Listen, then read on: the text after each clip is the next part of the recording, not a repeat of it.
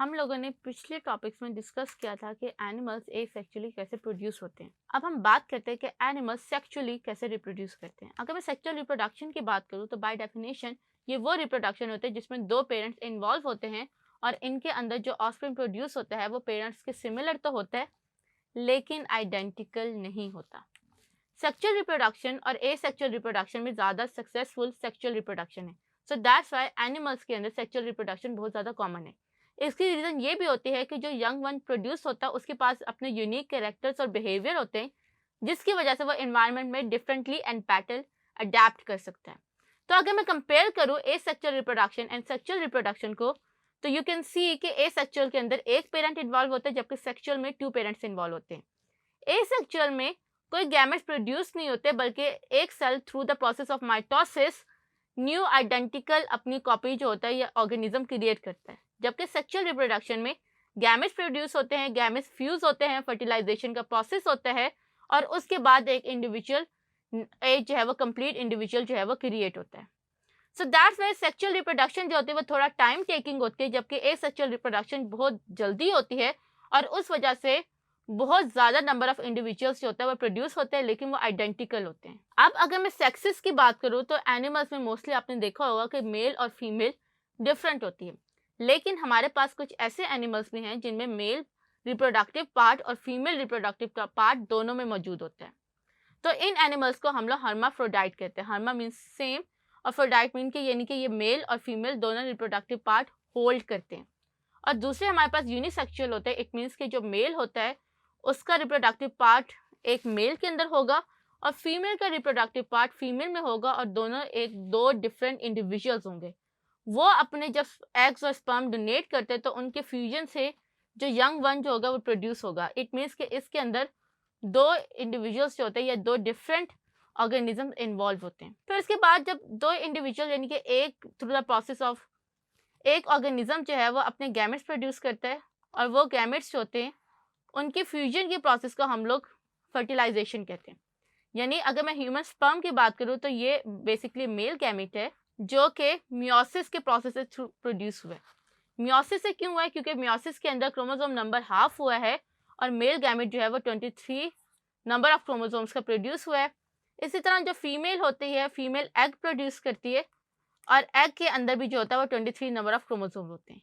ये फ्यूज होते हैं यानी कि अपना दोनों सेल्स अपने आप को कंबाइन करते हैं और कंबाइन करने के केस में जो फर्टिलाइज्ड सेल होता है इसको हम लोग जाइगोट कहते हैं और जाइगोट के पास जो होता है वो 46 क्रोमोसोम होता है यानी कि क्रोमोसोम नंबर जो होता है वो रिस्टोर हो जाता है। अब ये फर्टिलाइजेशन समटाइम्स एक्सटर्नली होती है यानी कि फीमेल पानी में अपने एग्स को रिलीज करती है और मेल भी जो है वो पानी में अपने एग्स को रिलीज करते हैं।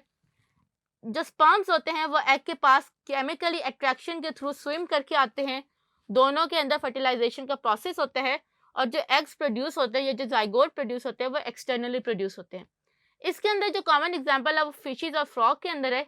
फिशेस के अंदर भी अगर आप देखो तो फीमेल जो होते हैं वो अपने एग्स रिलीज करती है और वो कोशिश करती है कि वो मेल के आसपास एग रिलीज करे ताकि मेल जो है वो उधर ही जो है स्पर्म रिलीज करे और स्पर्म्स को ज़्यादा डिस्टेंस तक ट्रैवल करना पड़े और वो जो है वो फर्टिलाइजेशन का प्रोसेस हो और वहाँ पे जो है वो यंग वन इनके एग्स जो है वो प्रोड्यूस हो जाए। इसके अंदर सबसे बड़ा डिसएडवांटेज ये हुआ कि जो स्पर्म्स और एग्स होते हैं समटाइम्स वो एक दूसरे के कांटेक्ट में नहीं आते और काफ़ी ज़्यादा एग्स और स्पर्म्स जो होते हैं वो लॉस्ट हो जाते हैं। देन एनिमल्स में एक और मेथड डेवलप किया और ये वो एनिमल्स होते हैं जो कि लैंड पे होते हैं क्योंकि लैंड के अंदर स्पर्म्स को स्विम करने की कैपेबिलिटी नहीं प्रोवाइड होती। सो दैट्स वाई इन लोगों ने अपनी फर्टिलाइजेशन को इंटरनल किया।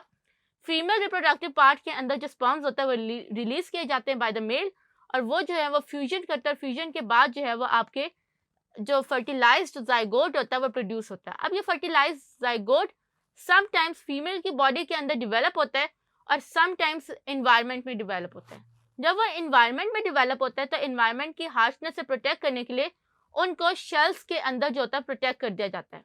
सो दैट्स वाई जो एनिमल्स के अंदर बेबी या जाइगोट की development outside in the environment in the shell होती है उसको हम लोग ओवीपैरस यानी कि एग लेइंग ऑर्गेनिजम्स कहते हैं।